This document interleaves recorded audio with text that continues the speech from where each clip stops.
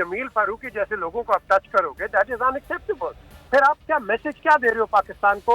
आप अपनी जर्नलिज्म में क्या मैसेज दे रहे हो कि हाँ एक छोटे एंकर को आप पकड़ लो लेकिन बड़ा एंकर जो मर्जी कर सके? ये बात नहीं है। आपको पुराना कोई गुस्सा है जिसको आप और बहुत से लोगों को हम समझते हैं, being a former president of Pakistan federal union of journalist, ये आप मीडिया को दबा रहे हैं। तो मैं तो समझता हूँ कि जमील फारूकी वो खुशकिस्मत इंसान है जिसको इस हकीकी में अपना हिस्सा डालने का मौका मिला है। अब ये पकड़ दकड़, ये वक्त आज सेम वक्त नहीं रहना, ये बदलेगा।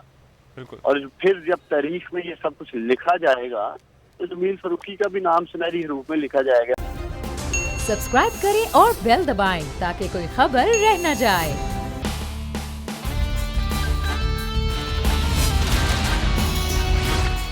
अस्सलाम वालेकुम नाजरीन, प्रोग्राम दी स्पेशल रिपोर्ट के साथ मैं हूं मोहम्मद कामरान। नाजरीन, मुल्क की माशी और सियासी सूरत हाल दिगरगू हैं और शहबाज हुकूमत या फिर यूं कहा जाए कि पीडीएम सरकार अपनी सियासी चालाकियों में मसरूफ दिखाई देती है। एक तरफ IMF से मुआहदे के जरिए अवाम से ज्यादा टैक्स वसूल करने की कोशिश की जा रही है, तो दूसरी जानिब सियासी बौखलाहट में चेयरमैन तहरीक इंसाफ इमरान खान को गिरफ्तार करने के लिए विफाकी हुकूमत हर हद पार करने की जल्दी में दिखाई देती है। चेयरमैन तहरीक इंसाफ इमरान खान पर दहशतगर्दी की दफात लगाकर गिरफ्तार करने की कोशिश की जा रही है कि उन्होंने जलसे आम में मजिस्ट्रेट का नाम लेकर धमकी देते हुए IG और DIG इस्लामाबाद पर केस करने का ऐलान किया था। जबकि चेयरमैन तहरीक इंसाफ इमरान खान ने अदालत से रुजू करते हुए अब 3 रोज की राहदारी जमानत तो हासिल कर ली है, लेकिन हुकूमत हर उस जबान को बंद करने पर तुली दिखाई देती है जो उसको दुरुस्त और गलत का फर्क बताए। बोल न्यूज के senior anchor person Jameel Farooqui को भी कल बोल न्यूज के दफ्तर से वापसी पर गिरफ्तार किया गया और अब से कुछ देर पहले की खबर यह है कि उनको अदालत में पेश किया गया है और उनका राहदारी रिमांड मंजूर कर लिया गया है। अब सवाल तो बनता है कि अगर हुकूमत माशी और सियासी तौर पर बिल्कुल दुरुस्त है तो फिर सहाफत पर कदगन लगाने की उन्हें क्या जरूरत है? कभी पैमरा नोटिस तो कभी गिरफ्तारियां की जा रही हैं। ऐसा तो कभी जमहूरियत में होता नहीं है। जमहूरियत में तो हर किसी को अपनी राय देने की मुकम्मल आज़ादी होती है। तो शायद जो इस वक्त मौजूदा हुक्मरान हैं उनकी नज़र में जो कुछ चल रहा है यही जमहूरियत है। इसी हवाले से बात करेंगे। हमारे साथ मौजूद हैं सीनियर एंकर पर्सन हैं समी इब्राहिम साहब। बहुत शुक्रिया समी साहब आपके वक्त का। और सीनियर जर्नलिस्ट और प्रेसिडेंट हैं PFUJ के शहजादा जुल्फ़िकार साहब, वो भी हमारे साथ मौजूद हैं, आपका भी बहुत शुक्रिया। और सीनियर तज़कियाकार PJ मीर साहब भी हमारे साथ मौजूद हैं। मीर साहब आपका भी शुक्रिया। सबसे पहले तो समी साहब आपसे गुफ्तगू का आगाज़ करना चाहूँगा। गुज़श्ता रोज़ गिरफ्तार किया गया जमील फारूकी को, कुछ पता नहीं था कि उनको कहां पर रखा गया, लेकिन अब से कुछ देर पहले की खबर यह है कि उनको राहदारी रिमांड मिल गया है, अदालत में पेश कर दिया गया है। ओवरऑल उनकी गिरफ्तारी और अब अदालत में पेश करने पर आपके कमेंट्स चाहूंगा। देखें भाई, कमेंट्स तो ये हैं कि ये मुकदमा बनता ही नहीं था। ये डेफेमेशन केस है, ये FIA इसको डील कर सकता था। और जो उनके प्रोसीजर जो SOP सुप्रीम कोर्ट में जमा हैं, जो इस्लामाबाद हाई कोर्ट इसके बाद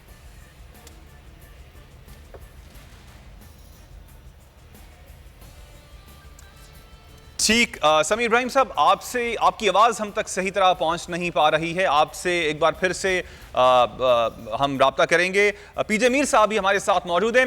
मीर साहब, अब जिस तरह से हुकूमत गिरफ्तारियां कर रही है, कभी पैमरा के नोटिस जा रहे हैं, चैनल्स की बंदिश हो रही है, सहाफ़ियों की गिरफ्तारियां हो रही हैं, इस सारी सूरत हाल को आप कैसे देखते हैं? आप समझते हैं कि हुकूमत बौखलाहट में ये सब कुछ कर रही है? देखिए, नंबर 1 जो सबसे बड़ी अहम चीज़ है, वो कौमें कभी तरक्की नहीं कर सकती जो अपने आप पे तनकीद करना बर्दाश्त न करें। ये एक बेसिक बुनियादी फैक्ट होता है डेमोक्रेसी का। बिल्कुल सही है, कई दफ़ा गलत बयानात आ जाते हैं, बिल्कुल आते हैं, कई दफ़ा ठीक आते हैं। तो उसके अंदर तनकीद बराए तामीर जो है, हमने उसको ज़्यादा तरजीह देनी है, यानी कि बराए तनकीद। अब नेचुरली ये जो जमील फारूकी का केस है, I'm not aware of it, लेकिन at the end of the day अगर तो उसने बात की है स्टेट इंस्टीट्यूशन के खिलाफ, तो दैट इज अनएक्सेप्टेबल। अगर उसने एक अपने प्रोग्राम में एक तज्जिया दिया है, एक एनालिसिस दी है, तो फिर आप आप उसके ऊपर आप मीर साहब, आपको थोड़ा सा बैकग्राउंड बताता चलूं, ये शहबाज गिल की गिरफ्तारी के हवाले से उन्होंने अपने वीलॉग में कुछ बातें की थी और वो बातें जो जुबान ज़द-ए-आम थी, बहुत से सीनियर सहाफ़ी उनसे पहले भी ये बातें कर रहे थे। सबसे पहले तो हामिद मीर साहब ने इस हवाले था कि उनको गिरफ्तार करके तशद्दुद का निशाना बनाया गया। इमरान खान साहब ने उनके हवाले से ट्वीट किया था कि उनको सेक्सुअली असॉल्ट किया गया। तो इसी तरह की बातें कर रहे थे वो, और अब ये पिक एंड चूज करके गिरफ्तारी करना, इसको कैसे जस्टिफाई कर सकता है कोई भी? ये जस्टिफाई नहीं हो सकता। अगर पहले बातें की है, किसी ने की है, हामिद मीर या एनीबॉडी, आपने उनको पकड़ना है। आप एक आदमी को ना पकड़ो ना यार। एक देखो ना, ये जमील ठीक है, he is an anchor, but लेकिन इतना बड़ा नाम नहीं है जितना हामिद मीर का है। तो अगर आप हामिद मीर को आप नहीं टच करोगे और जमील फारूकी जैसे लोगों को आप टच करोगे, दैट इज अनएक्सेप्टेबल। फिर आप क्या मैसेज क्या दे रहे हो पाकिस्तान को? आप अपनी जर्नलिज्म में क्या मैसेज दे रहे हो कि हाँ, एक छोटे एंकर को आप पकड़ लो लेकिन बड़ा एंकर वो जो मर्जी कर सके। I am sorry, everybody is in the same bag. अगर मैं कोई गलत बात करूंगा, बिल्कुल मुझे पकड़ो। The question is कि अगर आप पिक एंड चूज, जिस तरह आपने लफ्ज इस्तेमाल किया, आप पिक एंड चूज नहीं कर सकते हो। आप एक बड़ा गंदा मैसेज दे रहे हो बाहर को। अब ये कौन कर रहा है, कौन करा रहा है, that needs to be investigated. I think the best person for this is Rana Sanaullah. उन्होंने पहले भी तरदीद की है कि भाई इस तरह का कोई तशद्दुद नहीं हुआ है। अब अगर आपकी गवर्नमेंट और स्टेट मैकेनिज्म ये बात कर रही है तो फिर आप सबूत लेके आए उनके सामने। आई एग्री विद राना, भाई सबूत लेके आओ and then we can proceed further। बिल्कुल सही बात करने से पता क्या होता है, मैं आपको बताता हूँ। हमारा जो दुश्मन है ना, वो इसका फायदा उठाता है। आप बिल्कुल तनकीद करो, गवर्नमेंट पे तनकीद होती है, हर एक पे होती है, लेकिन तनकीद बराए तामीर, just for the heck of it, अगर हम कोई करेंगे तो हम छोड़ देंगे छोटी मायोपिक छोटी पॉलिटिक्स को। आपने बड़ी पिक्चर देखनी है, क्योंकि हमने तो पाकिस्तान की बेहतरी देखनी है ना। खराब, उसमें खराब जो खराब एलिमेंट है वो नहीं देखना।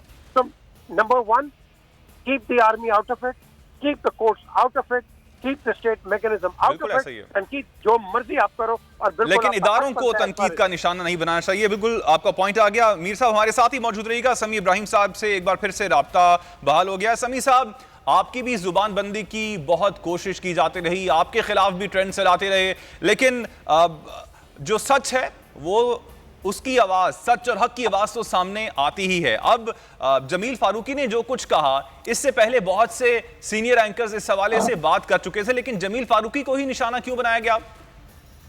देखिए, इसमें जो सबसे ज्यादा पेनफुल बात है वो ये है कि जमील फारूकी ने जो वीलॉग किया, उसके आगाज में उसने कहा कि ये एक पॉलिटिकल सटायर है, यानी ये एक मजाहिया मेरा वीलॉग है, और इसमें जो बात मैं कह रहा हूं उसको आप संजीदगी से मत लीजिएगा। ये डिस्क्लेमर दिया उन्होंने इससे पहले। अच्छा, अब पूरी दुनिया में पॉलिटिकल सटायर होते हैं, पूरी दुनिया में फनी जो कॉलम्स भी लिखे जाते हैं, प्रैंक्स भी होते हैं, फिर इसके अलावा जो इस तरह के फनी वीलॉग भी होते हैं। ये एक बड़े तंजिया अंदाज में उन्होंने जो सिस्टम के अंदर जो खराबियां थी उसको हाईलाइट किया। लेकिन मुझे तो अब ये एहसास हो रहा है कि शायद जो इस्लामाबाद पुलिस वाले हैं, ये इन्होंने अगर पता नहीं कैसे मुकाबले का इम्तिहान पास किया, अंग्रेजी नहीं समझते, डिस्क्लेमर जो है, पॉलिटिकल सटायर और फेक न्यूज का डिफरेंस नहीं जानते, इन्होंने पकड़ के पर्चा कर दिया और कराची चले गए। वहां से बंदे को उठाने के लिए सिंध पुलिस को इन्वॉल्व कर लिया और वो नफरी लेके नाका लगा के बोल के दफ्तर के बाहर खड़े हो गए और जमील फारूकी को पकड़ के पूरी रात पता नहीं कहाँ रखा, उसकी फैमिली को उसके बाद आज चोरों की तरह पेश कर दिया उसको एक वहां पर अदालत में, और 3 दिन का राहदारी रिमांड ले लिया। भाई, ये आप जाएं बलूचिस्तान में जो लोग फ्लड में डूब गए, सराकी पंजाब में डूब गए, आप उनकी मदद करें वहां पे जाके। ये बैठ के यही फैसला करते रहते हैं रात को रूम में कि कौन सा सहाफी किधर गया, किसको पकड़ना है, ये कैसे इसको पकड़ना है, कैसे अरशद शरीफ को मॉनिटर करना है, कैसे जमील फारूकी को रगड़ना है। यही काम रह गया इनका। तो ये पाकिस्तान की जर्नलिज्म और ये पाकिस्तान की जमहूरियत, ये पाकिस्तान का सिस्टम है। इमरान खान की तकरीर को कैसे रोकना है, पूरे यूट्यूब को बंद कर देना है। तो ये इस तरीके से ये क्या ये जीत जाएंगे? ये 22 करोड़ लोगों के दिलों में से जो किसी की मोहब्बत है उसको निकाल देंगे? इससे पहले भी ये हरकतें इस तरह की करते रहे हैं, लेकिन इनको कोई कामयाबी नहीं हुई। तो अभी भी इनको क्या मिलेगा? अभी आप मुझे बताएं, लोग क्या मीडिया पर देखें क्या बातें हो रही हैं। कल जो इन्होंने चीज को दबाने की कोशिश की वो उससे ज्यादा उभर के आई है। तो ये इस तरह ये भोंडी हरकतें हैं इनकी, इनको कुछ फायदा नहीं होगा इसका। ठीक है, हमारे साथ ही मौजूद रहिएगा समीर इब्राहिम साहब। शहजादा जुल्फिकार साहब भी हमारे साथ मौजूद हैं, साबिक प्रेसिडेंट हैं PFUJ के। जुल्फिकार साहब, आप इस गिरफ्तारी को, जिस तरह जमील फारूकी को गिरफ्तार किया गया, रात भर उनको कहां पे रखा गया कुछ मालूम नहीं, और आज चोरों की तरह अदालत में पेश कर दिया गया और आधारी रिमांड ले लिया गया है, इस सारी सूरत हाल को आप कैसे देखते हैं? आजादी इज़हार राय जो है वो हर पाकिस्तानी का हक है, तो अब कितनों की आप जुबान रोक लेंगे? Thank you very much. आपने खुद ही तस्दीक कर दी कि फॉर्मर प्रेसिडेंट हूँ। मेरा अभी जुलाई में लास्ट वीक में मेरा चेंज हुआ है टेनोर। देखिए, बात यह है कि ये बिल्कुल आज़ादी साफत पे कतगन बार बार हम कहते रहे हैं। कभी वो इमरान रियाज खान को पकड़ लें, कभी इनको पकड़ लें, कभी समीर इब्राहिम साहब पे जो है उनको हरास करने की कोशिश करें, और दूसरे लोगों को भी ये करते रहेंगे। इनके देखिए, सबसे मैं भी पीजे मीर साहब भी जो है मोहतरम है, और समी साहब भी बात कर रहे थे, समी इब्राहिम साहब।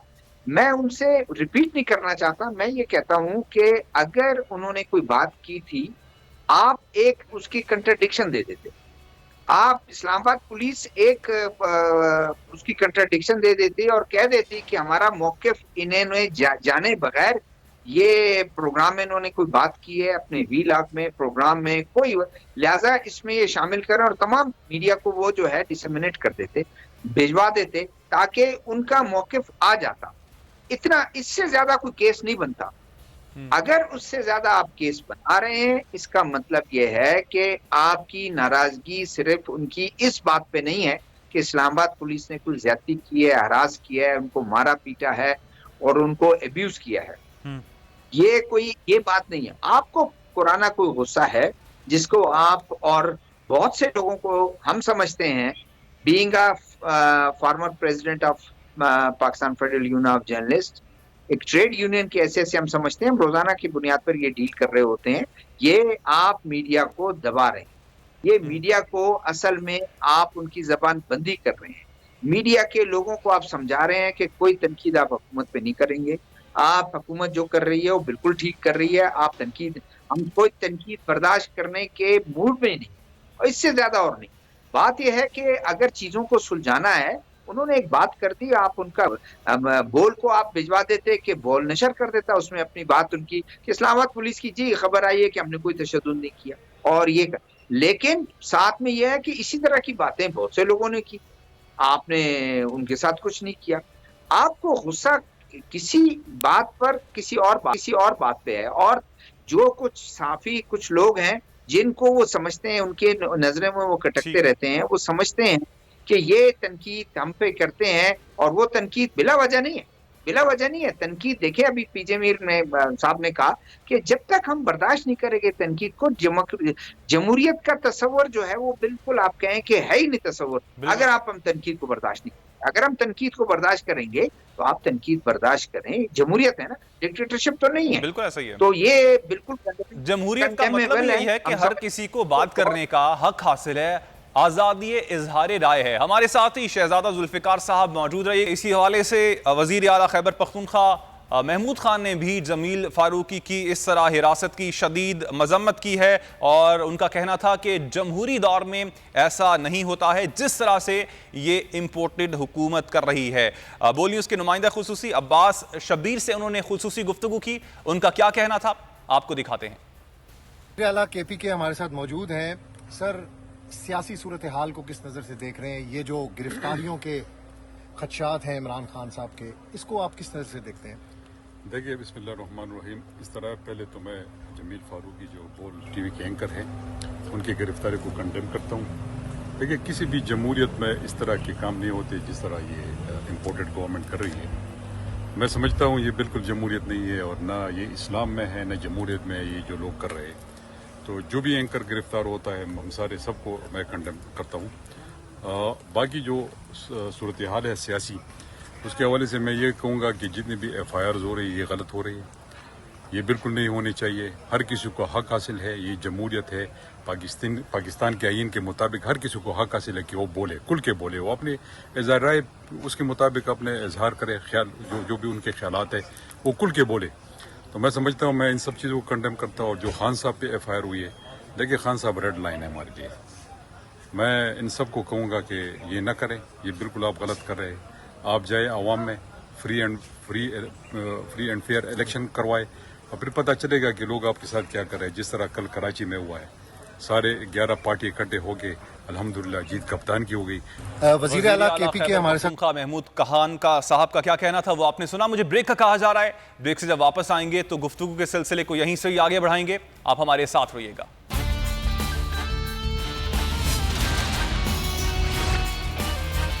प्रोग्राम में एक बार फिर खुश आमदीद। गुज़श्ता रोज पाकिस्तान तहरीक इंसाफ की जानिब से रावलपिंडी में एक तारीखी पावर शो किया गया लियाकत बाग में, और इस पावर शो के बाद शाम को खबरें आई कि शायद चेयरमैन तहरीक इंसाफ इमरान खान को गिरफ्तार कर लिया जाए। इन खबरों के बाद हमने देखा कि मुल्क भर के छोटे बड़े शहरों में कारकुनान थे जो पाकिस्तान तहरीक इंसाफ के, वो सड़कों पर आ गए और उन्होंने इस हवाले से मुजाहिरा शुरू कर दिया। पाकिस्तान के बड़े शहरों की बात की जाए तो इस्लामाबाद, फैसलाबाद और लाहौर में हमने जो लोग मौजूद थे उनसे हमने कमेंट्स लिए, उनका क्या कहना था। इस्लामाबाद का रुख करते हैं सबसे पहले। वहां पर इस खबर के हवाले से जो अवाम है उनका क्या कहना था वो आपको सुनवाते हैं। ज़्यादती है कि उनकी आवाज़ को, एक इतना बड़ी पार्टी की आवाज़ को बंद करने की कोशिश की जा रही है, उन्हें एक किस्म का दहशतगर्द करार देने की कोशिश की जा रही है। ये जो लोग हैं आजकल सड़कों पर निकले हुए हैं इमरान खान की वजह से, कह रहे हैं कि इमरान खान को गिरफ्तार क्यों किया जा रहा है, तो असल बात यह है कि जो हक पर बोलता है पाकिस्तान में उसको पकड़ते हैं। अगर ये हक और सच की बातें बता रही हैं तो ये गुनाह है। दहशतगर्दी इनके ऊपर किस तरह लगाई जा रही है? कौन सी इन्होंने दहशत की है? इन्होंने ड्रोन हमले जो अमेरिका से आए हैं उन्होंने बंद करवाए, ये दहशतगर्दी है। देखें, यह बहुत ज़्यादती है और इशू ये है कि किसी भी लीडर के मोटिव्स और इंटेंशंस को देखना चाहिए, और हमारी आवाम अब इतनी वो बेवकूफ़ नहीं है कि उनको डिसीव किया जा सके। ये लोगों की और आवाम की आवाज़ दबाने की कोशिश कर रहे हैं, लेकिन आवाज़ अब नहीं दबेगी क्योंकि इलेक्ट्रॉनिक दौर है और हर बंदे का अपना ओपिनियन होता है और वो उसने बयान करना है जो आप मर्जी कर लें, आप सच को नहीं दबा सकते। आपके साथ इसमें बहुत सारे और भी मीडिया पर्सनस हैं, बहुत सारे और भी सोशल मीडिया पर्सनस हैं जिनके ऊपर पाबंदी लगाई जा रही है। ये सरासर गलत हो रहा है। सच को क्यों नहीं उठाता? जो सच को उठाता है उसे दबा देते हैं। तो इस्लामाबाद के अवाम का क्या कहना था आपने सुना। इस वक्त पाकिस्तान तहरीक इंसाफ के रहनुमा उस्मान डार साहब हमारे साथ मौजूद हैं, इसी हवाले से उनसे ही बात कर लेते हैं। बहुत शुक्रिया डार साहब आपके वक्त का। सर, इससे पहले हमने सुना था कि तोशा खाना रेफरेंस में शायद तहरीक इंसाफ के चेयरमैन इमरान खान को नाअहल कर दिया जाए, लेकिन गिरफ्तारी के हवाले से खबरें नहीं थी। गिरफ्तारी को भी आप एंटिसिपेट कर रहे थे क्या? देखिए, मैं समझता हूँ कि इस वक्त ये इम्पोर्टेड गवर्नमेंट बुखलाहट में और इमरान खान की मकबूलियत को देखकर ज़हनी दबाव का शिकार है, और यही वजह है कि वो सहाफ़ियों पे मुकदमात भी कर रहे हैं, पकड़ दकड़ भी कर रहे हैं, चैनल्स बंद कर रहे हैं। जो चैनल भी इमरान खान का मौक़िफ़ पेश कर रहा है या जो भी एंकर इमरान खान का मौक़िफ़ पेश कर रहा है, उन सबको ये एक बदतरीन, मैं समझता हूँ, तशद्दुद का निशाना बना रहे हैं। दहशतगर्दी की FIR काटी जा रही हैं। जिस तरह इन्होंने इमरान खान के ऊपर ATA का पर्चा दिया है, दहशतगर्दी का पर्चा दिया है। इंटरनेशनल मीडिया में अब ये न्यूज़ आ रही है कि एक्स प्राइम मिनिस्टर के ऊपर भी दहशतगर्दी का पर्चा दिया गया। दहशतगर्दी क्या है कि वो लोग जो जिम्मेदारी से काम नहीं कर रहे, चाहे वो IG इस्लामाबाद थे, DIG थे या मजिस्ट्रेट साहिबान, इमरान खान ने कहा जी हम कानूनी रास्ता अख्तियार करेंगे, हम आपके लिए सुप्रीम कोर्ट जाएंगे, हम वहाँ के इंसाफ तलब करेंगे। अब देखिए, ये अब रिकॉर्ड का हिस्सा है कि पहले दो दिन जो शहबाज गिल इस्लामाबाद पुलिस की कस्टडी में रहा, वहाँ उसे बकायदा टॉर्चर किया गया, ज़हनी टॉर्चर किया गया, जिस्मानी टॉर्चर किया गया, जिनसी तशद्दुद किया गया। तो ये सब चीजें अब झुटलाई नहीं जा सकती। और जब पुलिस से पूछा जाता है तो पुलिस कहती है जी हमने तो नहीं किया है। तो अब सवाल यह है कि वो कौन है जो ये तशद्दुद कर रहा था। तो अगर इस तरह के सवालात पूछे जाते हैं, क्योंकि हमारा हक है, हम अगर आज़ाद मुआशरे में रह रहे हैं, आज़ाद मुल्क में रह रहे हैं, तो सवाल पूछने पे भी पकड़ तो शुरू हो जाती है। अच्छा डॉक्टर साहब, अब कुछ बातें ऐसी भी हो रही हैं कि पाकिस्तान तहरीक इंसाफ के अंदर भी दो राय पाई जाती हैं। एक राय तो यह है कि ठंडे तरीके से सियासी मामलात को हल किया जाए, दूसरी राय यह है कि फ्रंट फुट पर आकर खेला जाए। अब क्या आप ये नहीं समझते हैं कि कहीं बेट तो नहीं किया जा रहा पाकिस्तान तहरीक इंसाफ को कि पाकिस्तान तहरीक इंसाफ को बंद गली में ले जाया जाए?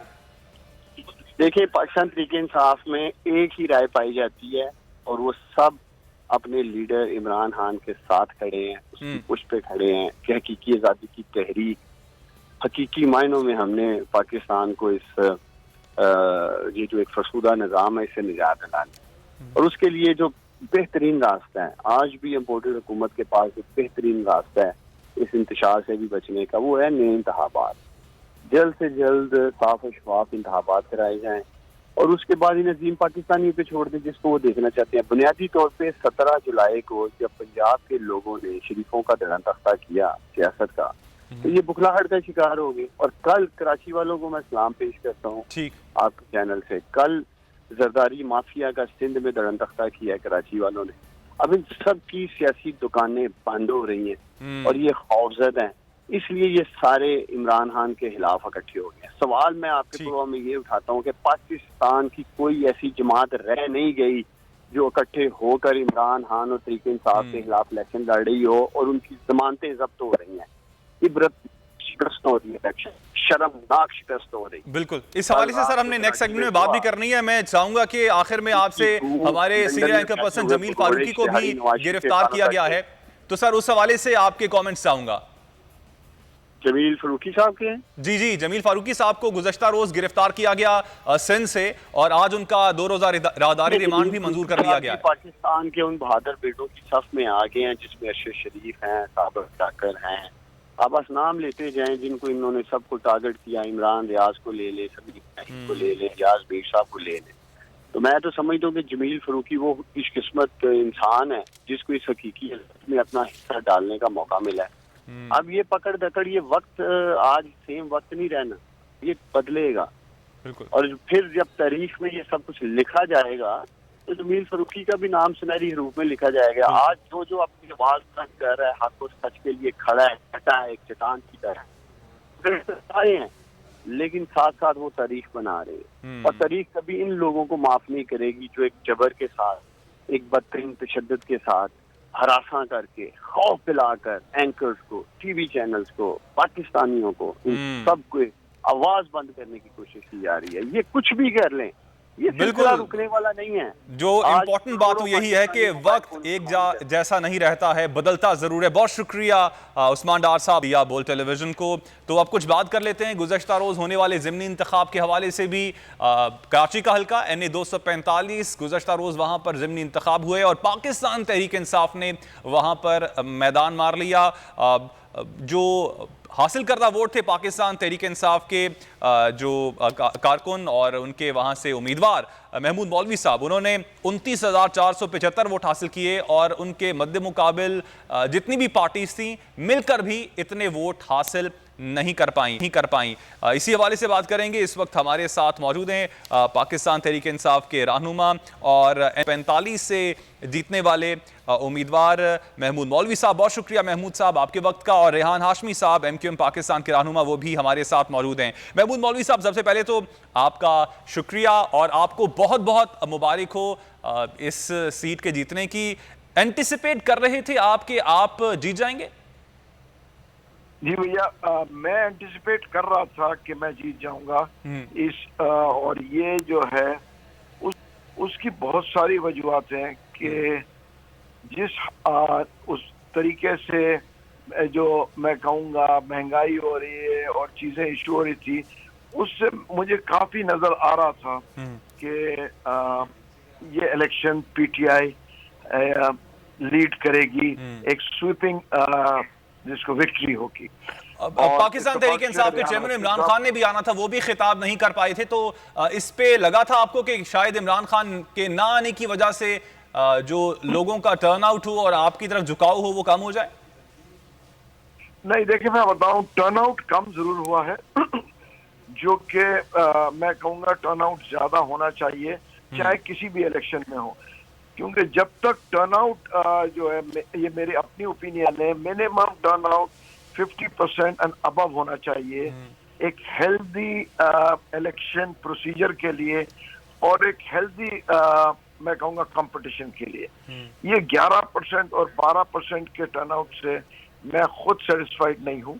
उसकी वजह देखें, 11 बार जीतते भी, हालांकि हम 50% टेक्निकली वोट लिए हैं, तो आप रिप्रेजेंट कर रहे हैं टेक्निकली 4% लोगों को, क्योंकि अगर 5 लाख की मतलब 5 मेरे वोटर्स थे, 5 लाख में से अगर मैंने तकरीबन 30,000 भी लिया तो तकरीबन 5.8 या 6% आप पकड़े, आप 6% वोटर्स को रिप्रेजेंट कर रहे हैं। तो वो कोई उसमें कोई खास आदमी को मजा नहीं आता कि भाई 6% वोटर्स को आप रिप्रेजेंट कर रहे हैं। मैं जरूर इस हवाले से ही बात करूंगा कि इस टर्नआउट कम होने की वजह क्या थी। रेहान हाशमी साहब, क्या समझते हैं आप, शिकस्त क्यों खाई एमक्यूएम पाकिस्तान? आपको तो दीगर जमातें भी सपोर्ट कर रही थी।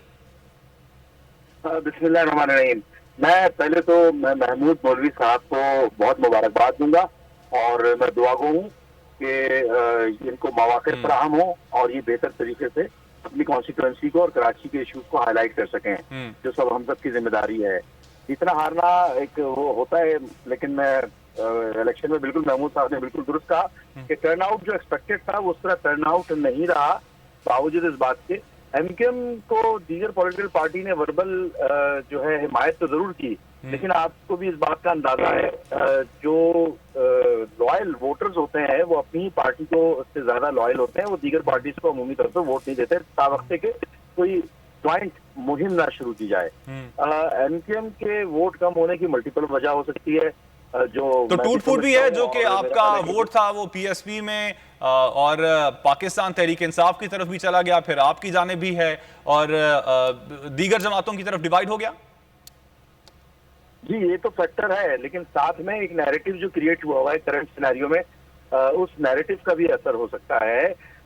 जो फिनोमिना क्रिएट हुआ है उसके भी मामलात हो सकते हैं। मुनकसिम एमक्यूएम के होने की वजह से एमक्यूएम का वोट बैंक स्कैटर्ड और कंफ्यूज वोट बैंक की वजह से भी मामलात हैं। मुमकिन तौर पर मल्टीपल इश्यूज हैं इसके ऊपर, और खास तौर पर एमक्यूएम जबकि माजी में भी यानी कि पिछली गवर्नमेंट के साथ भी और मौजूदा गवर्नमेंट के कोलिजन में 4 महीने से भी आज तक अपने लीगल दफातर खोलने की बात कर रही हो, पॉलिटिकल ग्राउंड की बात कर रही हो, तो इन तमाम चीजों के बावजूद भी हम समझते हैं कि इलेक्शन शफाफ साफ सुथरे हों तो उसके नताइज भी उस तरह आते हैं। हाँ, वोटर्स का कॉन्फिडेंस और जो एतमाद होना चाहिए जमहूरियत के ऊपर वो उस तरह नजर नहीं आया। ज़िमनी इंतखाबात में अमूमी तौर पर 16%, 17%। और सर वो फारूक सत्तार साहब के हवाले से भी कमेंट चाहूंगा, क्या उनको मनाने की कोशिश सही तरीके से नहीं की गई? क्योंकि खबरें तो थी कि शायद वो एमक्यूएम पाकिस्तान के बैनर तले खबरें लड़े, लेकिन at the end of the day उन्होंने आजाद हैसियत से ही इलेक्शन लड़ा। देखिए, ये मैं इसी मुनकसिम होने की बात कर रहा हूँ कि ऐसी चीज होती है एमक्यूएम में जो कि विन विन सिचुएशन की तरफ अगर एज ए पॉलिटिकल पार्टी जाती, बावजूद इसके के बहुत सारे ग्रीवियंस हो सकते हैं, हर पॉलिटिकल पार्टी में ग्रीवियंस होते हैं, और एमक्यूएम अभी अपने इर्तिकाई मनाजिल से जमहूरियत के विद इन द पार्टी वो गुजर रही है और उसमें इवॉल्व होने की कोशिश भी कर रही है। और मेरा ख्याल है कि बहुत सारे आताब सहते हुए एमक्यूएम थ्रू आउट उसमें मेरा ख्याल है कि शायद ही किसी पॉलिटिकल पार्टी के साथ ऐसे नारवा सलूक रखा गया, पाकिस्तान के साथ रखा गया है और आज भी सह रही है। फारूक सत्तार साहब का मामला है, एक एमक्यूएम के कोर मेंबर में से है, उनको होना चाहिए था लेकिन उनके ना होने की वजह से उनको भी नुकसान हुआ है ऑब्वियसली। लेकिन एमक्यूएम क्योंकि मदर बॉडी है तो एमक्यूएम में जम होना तमाम एंटिटीज को, इंडिविजुअल्स को, ग्रुप्स को या पॉलिटिकल एंटिटीज को होना जो एमक्यूएम से निकली है वो सूदमंद होगा, ताकि वोटर्स का कॉन्फिडेंस डेवलप हो, लोग बाएतमाद हो। और फिर जो मौजूदा करंट सिनेरियो है इन्फ्लेशन के हवाले से, ऑल्दो के इन्फ्लेशन के हवाले से मौजूदा गवर्नमेंट कहती है कि पिछली गवर्नमेंट। ठीक, रेहान साहब आपका पॉइंट आ गया। महमूद मौलवी साहब, अब आगे आपका प्लान क्या है? क्या इस सीट को रिटेन करना है आपने या फिर आप इस्तीफा दे देंगे? देखिए, इस वक्त जो है जो नजर आ रहा है मैं इस सीट को रिटेन करूंगा और इंशाल्लाह देखें ना, ये कराची के लिए कोशिश करेंगे कि जितने काम हम कर सकें कराची वालों के लिए। पहली बात तो एक और चीज है, मैं रेहान भाई का शुक्रिया अदा करता हूँ, मेरे छोटे भाई जैसे हैं। और एक चीज, ये मेरा अपना व्यू है, हालांकि देखें हम मैं अगेंस्ट में लड़ रहा था एमक्यूएम के, मगर मेरा पॉइंट ऑफ व्यू ये है कि एमक्यूएम के जो नताइज इतने खराब हुए, जो मेरा अपना जाती भी हुए, जो इन्होंने कोलिशन को जो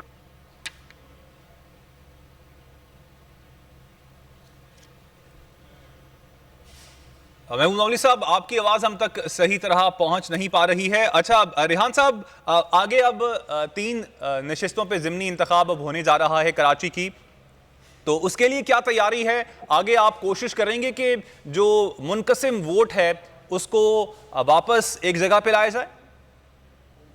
देखिए, ये तो लीडरशिप का काम है और हम, मेरा ख्याल है कि जो कारकुनान लेवल पे लोग हैं वो मुतमन्नी है कि एमक्यूएम, मुनकसिम एमक्यूएम, यूनिफाइड एमक्यूएम बने, ताकि कराची के मुकदमे को मौसर अंदाज में वो प्रेजेंट कर सके। कराची का मतलब है कि यहाँ पर रहने वाले तमाम जुबान बोलने वाले लोग, कराची का मतलब है तमाम लिसान, फिक़ा या मुख्तलिफ मकतब फिक्र के लोग, अर्बन सिंध की बात कर रहे होते हैं हम, तो यकीनी तौर पे उसका फायदा तो होगा और लोगों का कॉन्फिडेंस डेवलप होगा।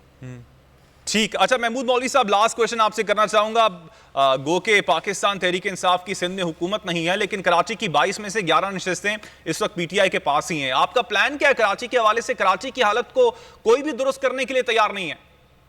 देखिए, अगर आप मुझसे पूछेंगे तो मैं तो ये कहूंगा कि कराची की ये हालत डेलिबरेटली, जिसको कहूंगा कि ये की गई है, ये जो 5 इश्यूज के ऊपर अवाम को परेशान किया गया है, जिसमें है पानी, बिजली, सीवरेज प्रॉब्लम, रोडों के मसाइल, गैस के मसाइल, आप क्या सोचते हैं? देखिए, अवाम की हालत क्या है।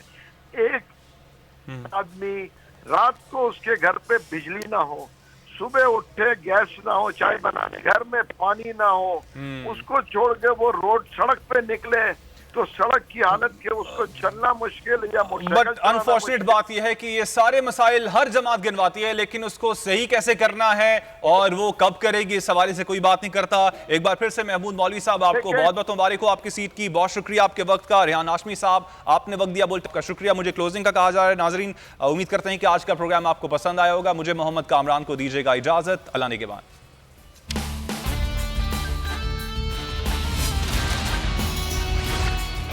मैं हूं जैस्मीन मंजूर और आप मुझे देखेंगे सिर्फ बोल पर।